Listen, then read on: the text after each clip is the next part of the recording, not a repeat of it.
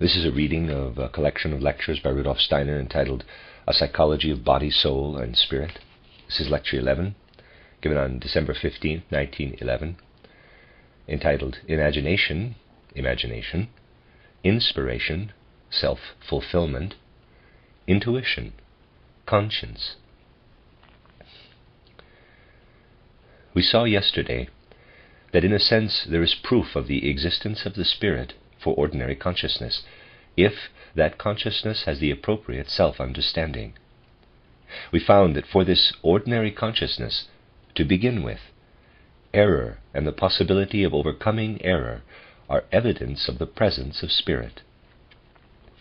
In order to understand this, we drew on an attribute of the spirit that appears self-evident. We call it supersensibility, for our case was built on the fact of error having to have its roots in the supersensible. I said that it obviously is not possible to cite all the details to thoroughly prove such a statement, though that could be done. It could actually be a very interesting matter to show how the possibility of error turns up first in the realm to which we ascend in freeing ourselves from the compulsion of the external world, in freeing ourselves from all that which we can know through sense perception. Only a single fact is needed to indicate the method that shows that only human beings can be exposed to the temptation of error as a result of their relationship to the physical world, that is, exposed through their own inner nature and being. It has been shown on other occasions how, in a basic sense, modern science, too, has provided proof for the findings of spiritual science. The only trouble is that the adherents of modern science do not interpret its proofs in a sufficiently unprejudiced manner. Take, for example, a fact such as that established by the natural scientist Huber, 1777 to 1840. He examined a caterpillar that was just spinning its cocoon. There are caterpillars that spin their cocoons in a series of stages, so that one can speak of their being in the first or second or third stage, and so on. Huber took a caterpillar that had reached the third stage of its spinning and placed it in another caterpillar's cocoon that had already completed the sixth stage. A strange thing happened. The caterpillar that had reached the third stage only, and had then been transferred to another cocoon, that of a caterpillar that had completed all 6 stages, continued calmly on its normal course, despite some problems, spinning not a 7th and 8th stage, but the 4th and 5th stage.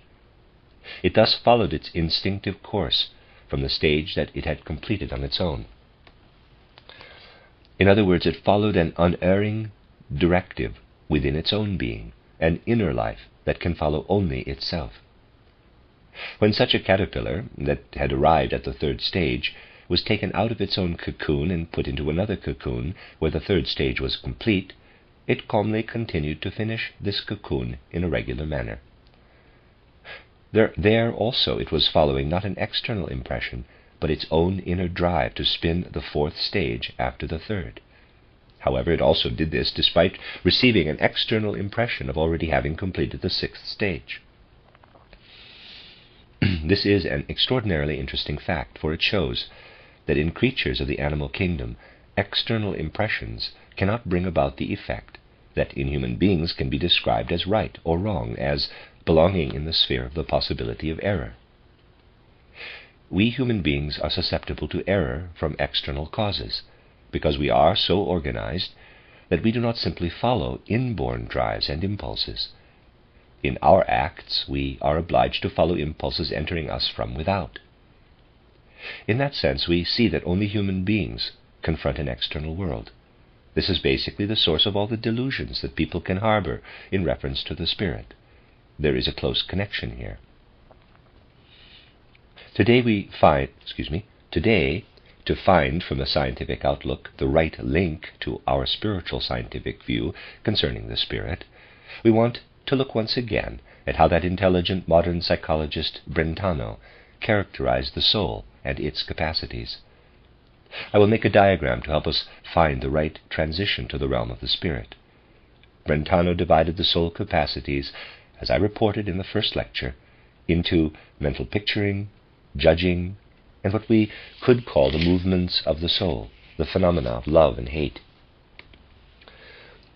If we think of the whole area of soul life as distributed in this way, we would have to say that on closer scrutiny, mental picturing and the movements of the soul are differently related to the soul than are judging and deliberating.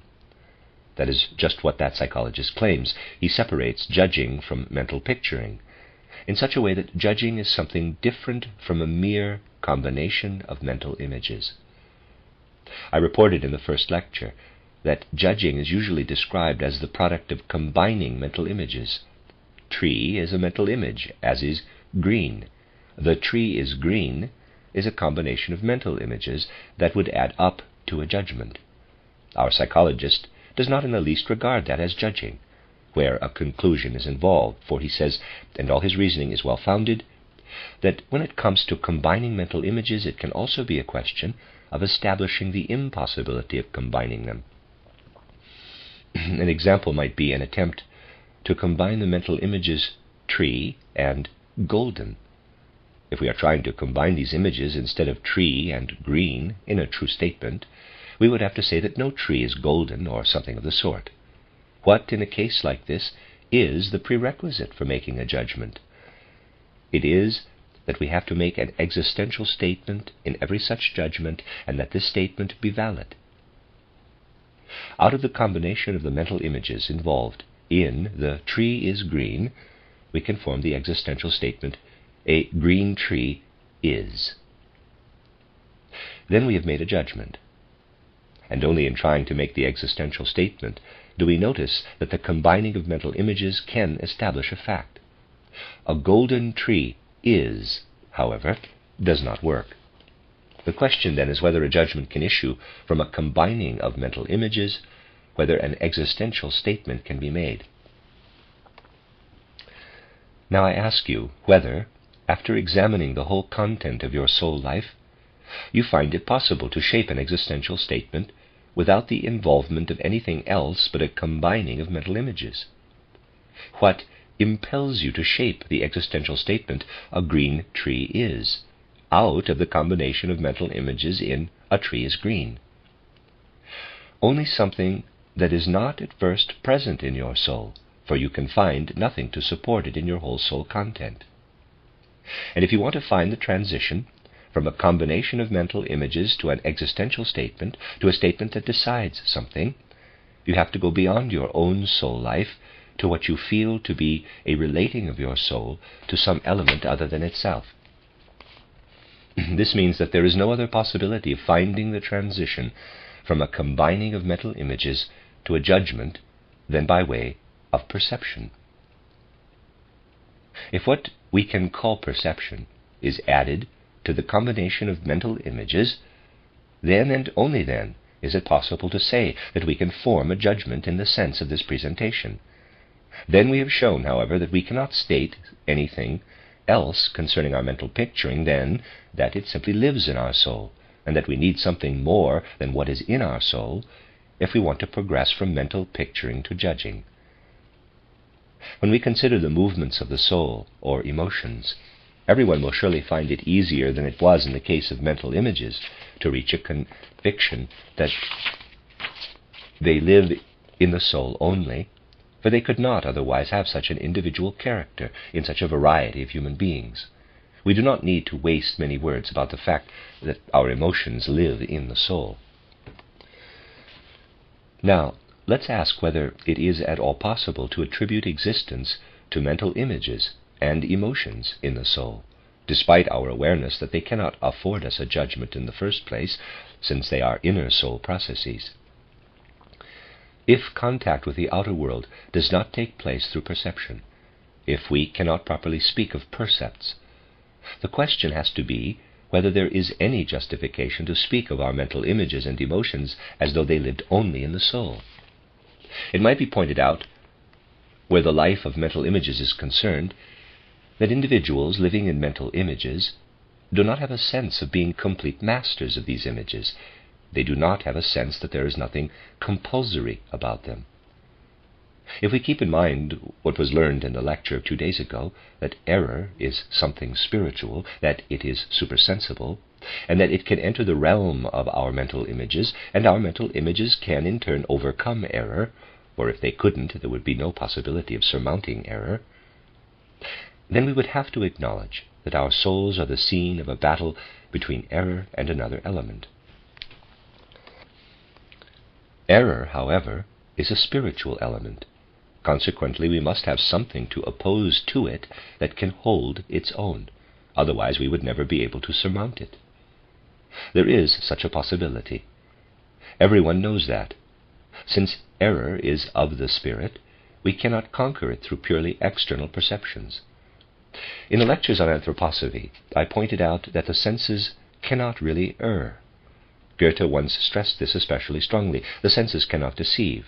What goes on in the soul is the only source of error.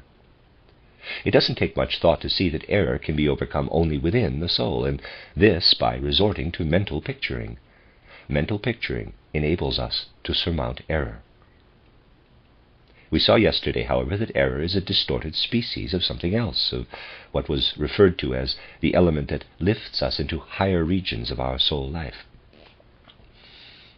Error's basic characteristic is its lack of agreement with the world of perception.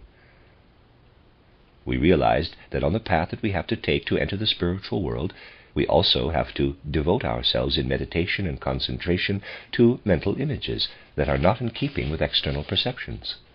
The rose cross was cited as an example of a mental image that does not harmonize with external perception, and is therefore like error in that it is not consistent with external perception.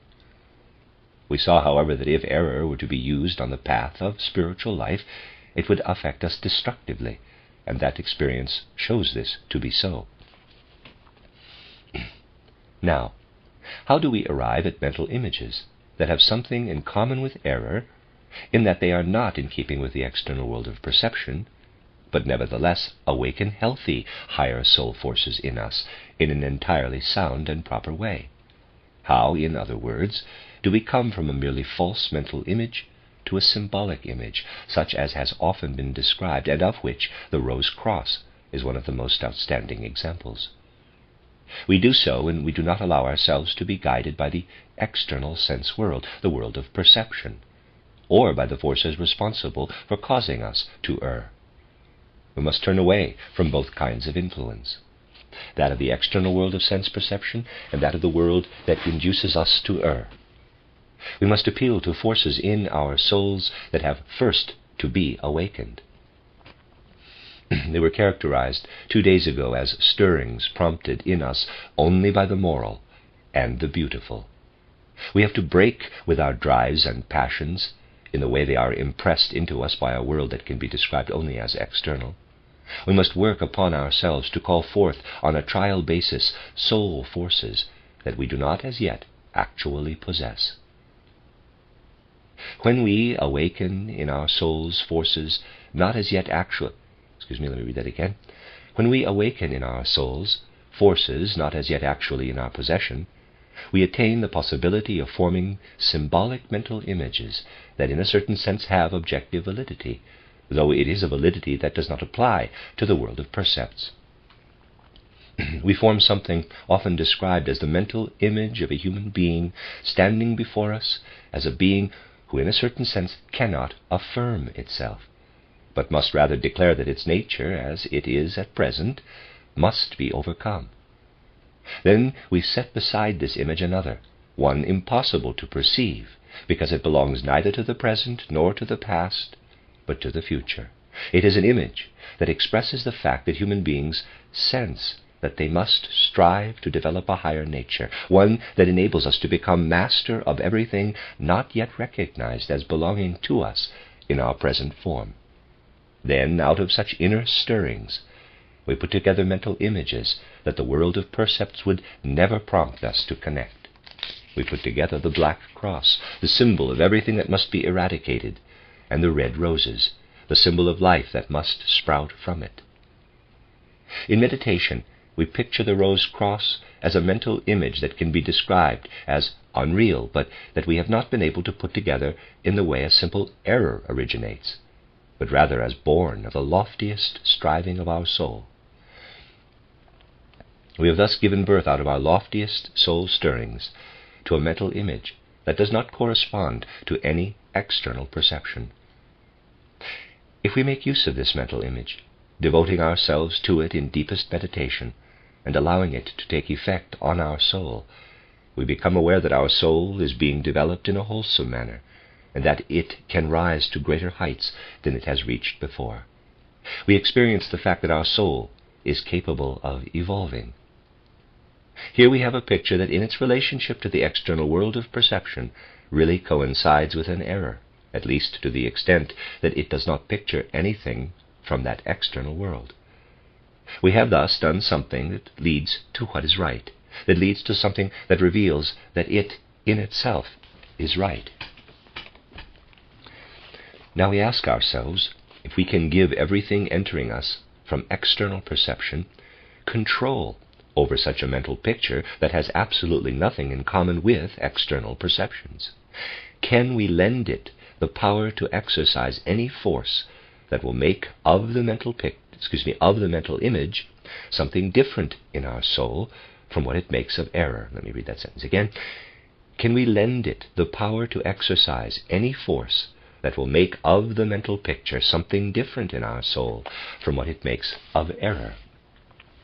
We have to answer that the element in us that makes of this symbol something so entirely different from what error could give rise to is the polar opposite of the force at work in error. And if 2 days ago we could say that we perceived luciferic forces in error, we can now say that in the transforming of the symbolic mental image that takes place in our own soul, in the wholesome guiding of the symbolic image to a higher level of perception, it becomes apparent that we have in the lofty stirrings we sense in ourselves the divine spiritual element that is the exact opposite of the luciferic. As you ponder this connection more deeply, you will see more clearly that through the inner experience of transforming a symbolic picture, you directly perceive and sense the inner activity of the supersensible.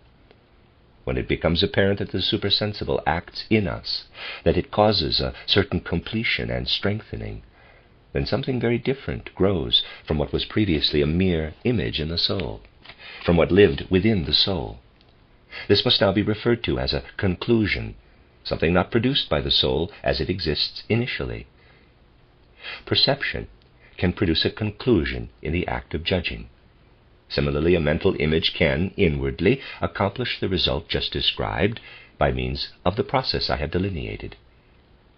Just as a mental image, coming, as a result of perception, into contact with the ordinary external world leads to judgment, so does the inner life of the mental image, which is not directionless, but allows itself to be guided in the manner described, lead beyond itself as a mere mental image, and become something that, though it is not a judgment, makes it a meaningful image, pointing beyond the soul. This is what we may call imagination, in the term's true meaning. So we may say that the mental image, in coming into connection with the external world, points on the one side to judgment, and in undergoing the described process, points on the other to true imagination. Just as a percept is not simply a mental image, so an imagination is not merely a mental image. Through perception, the life of mental pictures touches an external world that is still undefined at first. Through the process described, mental imaging moves into what we could call the imaginative world. Just as there is in fact a transition from simply putting mental pictures together in "a tree is green" to the judgment "a green tree is," so too there exists a transition from simply the life of mental images to what lies in the filled image in the imagination. This image is not filled with some external spatial world. Thus we have the process before us that fills the pictures in imaginative life. Now there is something occupying a position between imagination and mental picturing. The nature of imagination is such that it makes its reality keenly felt at the moment it appears. When our soul really achieves imaginations, it senses in its life of mental picturing something entirely similar to its life in perception. In the latter, it feels itself in immediate touch with an external physical world. In imagining, it feels itself immediately in touch with an external world, but an external world of the spirit. When it enters mental images that are really pressing toward imagination, that spirit is as compelling as the material world is. We find it difficult to imagine a tree as golden while we are connected with external reality. Such contact compels us to imagine in a specific way, and it is only our contact with the outer world that compels us. Similarly, we experience a sense of necessity, exerted by spirit, when mental representation rises to the level of imagination. When the mental images rise to imagination, however, we know at once that the life of mental images goes on independent of all the routes whereby mental images otherwise make up their content. In ordinary life, mental images fill themselves with a content derived from percepts conveyed by our eyes and ears, and so on, all of which provide the nourishment for their life. In imagining, we allow the spirit to do the filling of the mental pictures. Nothing springing from the bodily organs that might affect our soul content is allowed to participate. Nothing that enters through our eyes and ears may or does take part. There we have a direct awareness of the fact that we are free of everything that might have its source in our bodily makeup. We are as free of all that as we are when, looking at the matter in an unprejudiced way, we can say that we are free in sleep of all the processes of our physical body. For a person engaged in imagining, everything is as it is in sleep, the only difference being that imaginative consciousness takes the place of sleep's unconsciousness. That which is otherwise empty, that which has separated itself from the body, is filled with the mental images of imagination. There is no other difference between a person sleeping and another imagining than that ordinary sleepers are outside their physical bodies with a consciousness empty of mental images, in a certain sense, whereas those imagining are filled with mental images. An intermediate state can also come about, in that a sleeper might be teeming with imaginative mental images, but lack the power to bring them to consciousness. That could happen. It is a possible condition. You see from ordinary life that it is possible. I will just call your attention to the fact that in your ordinary life you perceive a great deal that you do not bring to consciousness. You may, for example, walk along a street perceiving all sorts of things, but much of it unconsciously. Often you can convince yourselves that you've perceived things unconsciously when, for example, you have a dream about strange things. There are dreams that are very strange in this respect. Imagine, for example, dreaming of a man standing with a woman and saying something to her. You remember the dream. You have to admit, as you think it over, that such a situation did indeed take place, but you would not have known of it if you had not dreamt about it. This same man and this woman actually stood before you somewhere, but you paid no attention to them. Only when you were free of all other impressions and began to dream did this otherwise unnoticed picture enter your consciousness. Such things often occur. Thus perceptions that really did arise can leave the consciousness completely untouched. Imaginations, too, can live in the soul without registering in our consciousness. They cannot appear immediately as imaginations. Then they enter into our awareness in a way similar to the perceptions just described.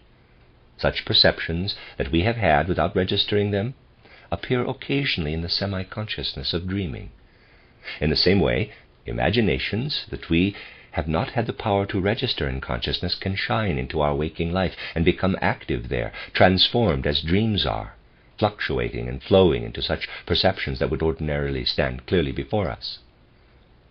Thus it happens that such imaginations actually intrude into what is otherwise everyday awareness, undergoing thereby a transformation when what is termed fantasy is active in our consciousness, genuine fantasy based on cosmic truth, the true source of all artistic and other creation that springs from human productivity.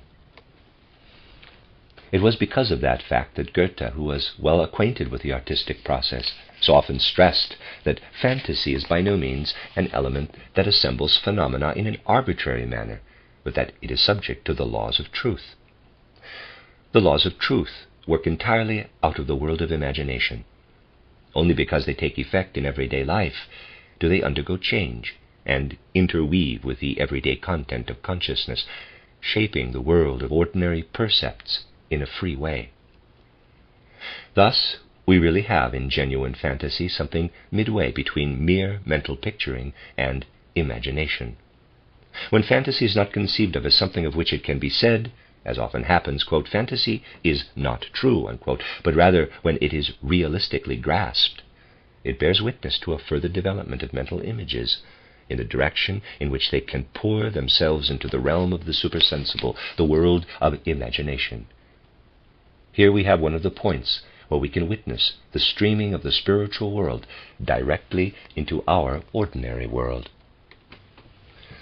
Now let's turn our attention to the other side of the matter, the side of the emotions. It has already been stated that the soul investigator whom we are discussing remains within the realm of the soul, and therefore follows the impulses of the will only to the point of examining the emotions. When a person carries out an action, underlying that action, of course, is a desire, a passion, a feeling, or an urge that, looked at from within the soul, is considered an emotion. Nothing happens through an emotion alone, however. So long as we remain in the soul, nothing needs to happen. We can experience an emotion very intensely, but still nothing is achieved that should be achieved through the will, namely, that something takes place that is independent of the soul. What remains within the soul is not a true expression of the will. If the soul were never able to go beyond itself, if it experienced only in desiring this or that emotion, ranging from reverence to deepest disgust, nothing would happen independent of the soul. We must therefore say that in having to recognize the will in its true form as a fact, the whole realm of emotion directs us beyond the soul. The realm of the emotions, however, points beyond the soul in a most unusual way. To where, then, does it direct us? In the case of simplest acts of will, moving a hand, taking a step, striking a table with an object, doing anything in which the will is involved, we can see that in reality something occurs that we can call a transition of our emotions, the inner impulse to action, to something that is no longer within our soul, and yet in a certain way is still within us. What happens as the result of a genuine will impulse that brings our body into motion and causes such activity to continue into an external act is not by any means summed up in the soul's content. For no one can follow all the actions that run their course, from the decision to lift a hand to actually lifting it. On the one hand, we are led by our emotions into an external element, but it is an external element of an entirely different nature, our own exterior, or bodily nature. We descend from the soul into our own corporeality, but we do not understand how we do that in external life. Think what an effort we would have to make if instead of moving a hand, we had to construct some apparatus to do the same thing by means of springs and so on, producing the same effect as if we were to say, I want to pick up the chalk and move a hand to do so. Picture what would have to be set up in order to have a tool accomplish what goes on between the idea of wanting to pick up the chalk and actually lifting it. Just think of everything that you would have to do. We cannot conceive of it for the simple reason that we are not capable of it, and there is also no such device. One does exist in our human organism, however. Something occurs in the world that is very clearly not in our consciousness. If it were in our everyday consciousness, we could easily fashion such a device. If we knew everything that goes on between the idea, I want to pick up the chalk, and actually lifting it, we could construct the corresponding apparatus to do the job.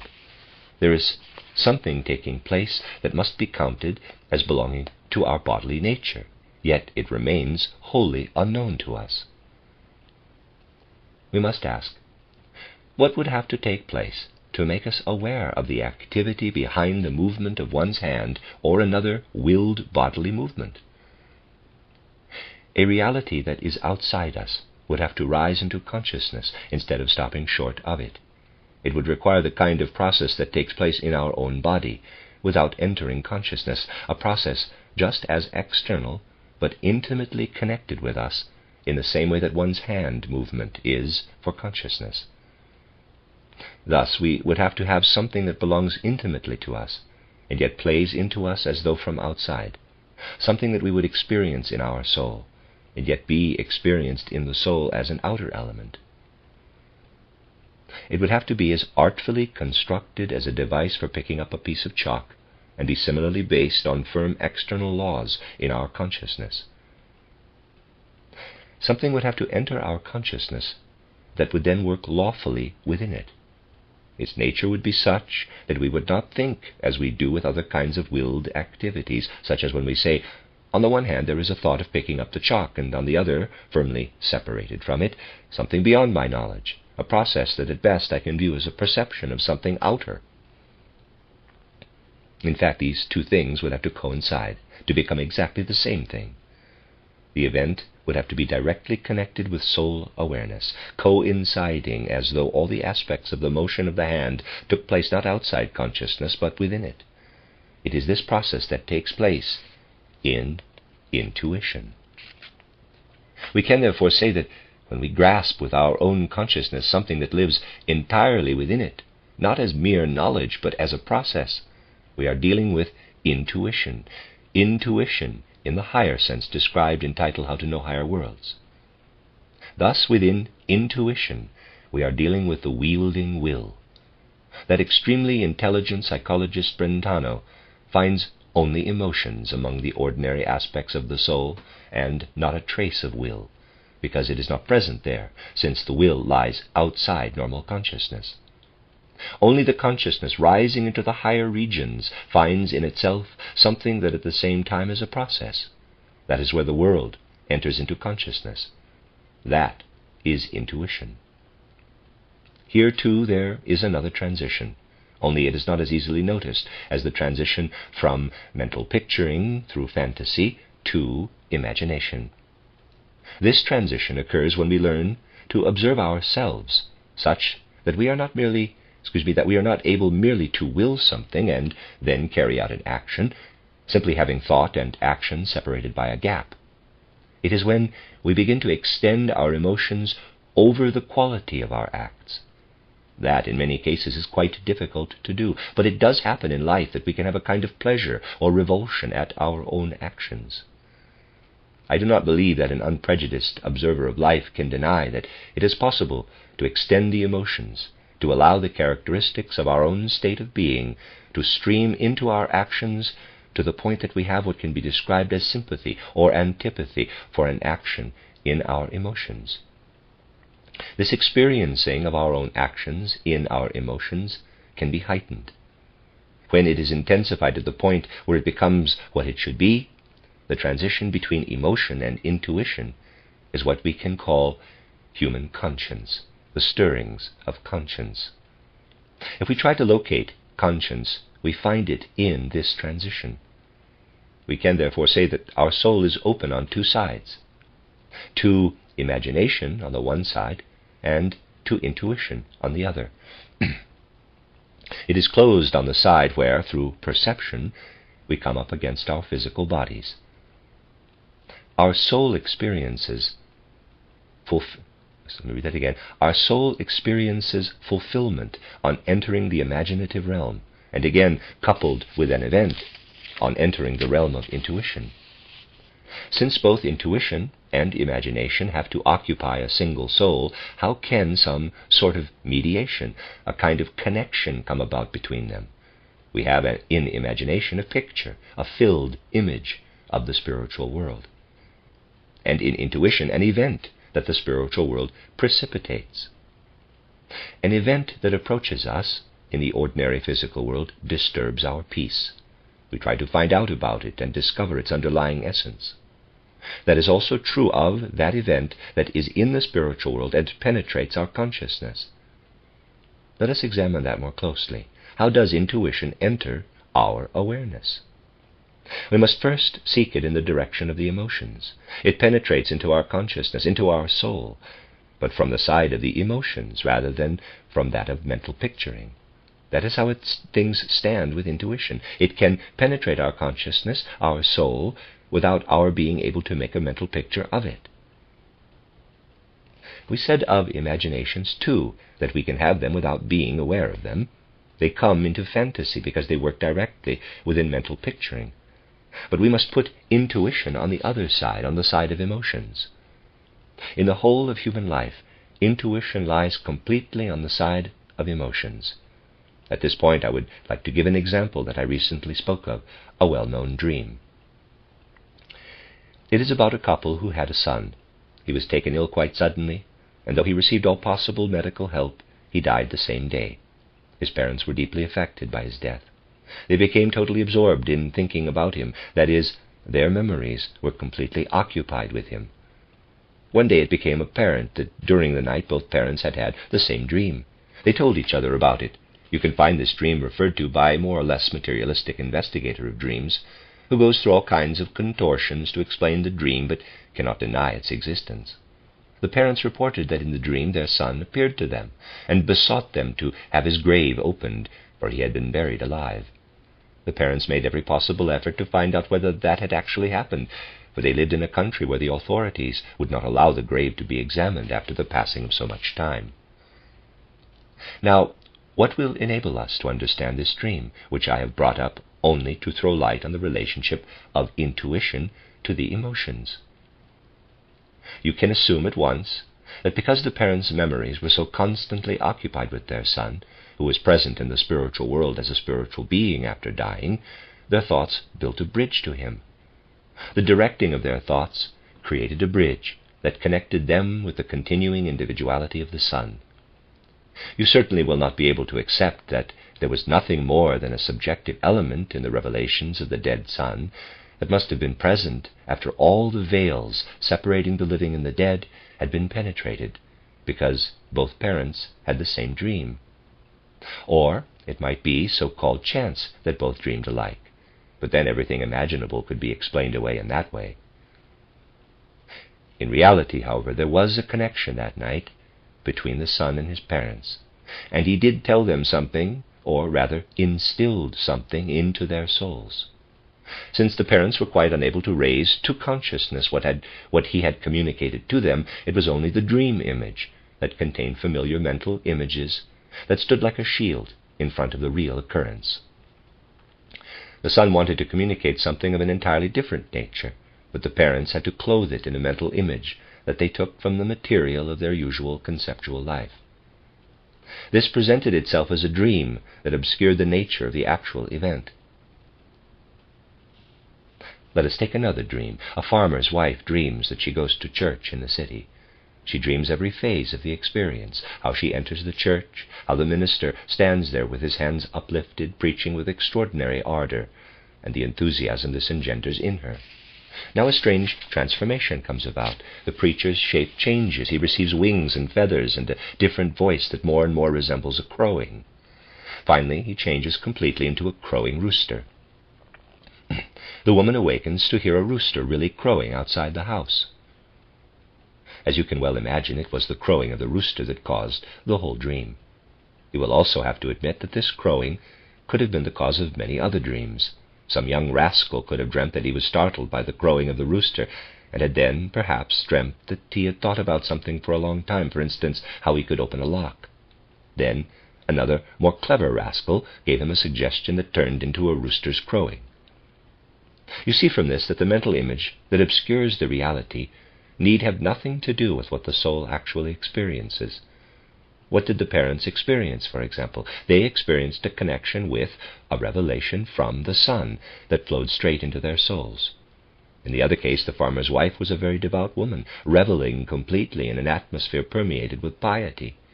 She had really experienced that. As she was wrenched from sleep, she still had the sense of having been somewhere else, but her entire consciousness was claimed by the rooster's crowing, which obscured the experience by appearing to be the preacher in the church. Soul experience thus becomes what is dreamed. When individuals become practiced in relating dreams to reality, it appears that before they come to the inner reality, they must pass through a soul state of being uplifted, or of grief, in short, of some tension or release of the feelings. The mental images related to the experiences in the spiritual world usually dissolve into a kind of nothingness. One has to form very different mental images of the actual events. In other words, spiritual events are closer to the emotions than to mental picturing, since the mental images are not at all relevant to the soul's spiritual events. The events that project into our emotions during sleep are in the spiritual world, but we are unable to reach far enough with our capacity for mental picturing to discern and identify them. Thus it is possible to show that intuition also stands in a particular relationship to the emotions. That is why mystics have a kind of vague, dim experience of the higher worlds before forming clear mental images of them. Many such mystics are satisfied with that, and many with even less. Those who truly meditate in the higher worlds, however, all describe, in the same way, the soul conditions of devotion, their frame of mind in directly experiencing the spiritual world. If we wanted to progress further through this intuition that plays into our feelings, we would not succeed very well, for that is better undertaken from the other side. In order to avoid a general wallowing in emotions and to come instead to a concrete seeing of the spiritual world, we must try to develop imaginations and turn our attention to them regarding that world. Then a connection is gradually established in our lives between intuition, which is still more merely sensed rather than understood, and imagination, which consists of images only and is still more or less afloat in unreality. We discover the connection when we finally approach the thought that we have now come to the beings that can carry out the spiritual deed. Our arrival at those beings we call inspiration. We have here, in a sense, the reverse of the processes that we find in the external corporeal world. Here we have the thoughts we form about things, whereas there the things simply exist, confronting us, and we form thoughts about them. Here, the thing or event that first appears in intuition for the emotions is completely indistinct, and the imagination as such would hang in the air. It is only when the two come together and imagination works via inspiration into intuition, when, in other words, our mental imaging leads further to imagination, and we sense the imagination as coming to us from beings, that the essence of these beings streams into us as a process. Imagination provides us with something that streams in from intuition, and we perceive in the event a content that may be likened to the content of the mental image. We perceive these thoughts, for which we have prepared ourselves by means of imagination, to be contained in the event that intuition has given us. I have described to you today how, on the other side of our soul life, we human beings grow into the spiritual world. I have, of course, anticipated a few matters that spiritual science alone is able to contribute from spiritual research, but it was necessary to do so in order to be able more easily to understand the main topic of tomorrow's lecture, a description of the uniqueness, the essential and unique nature of the spiritual world itself. The end of Lecture 11.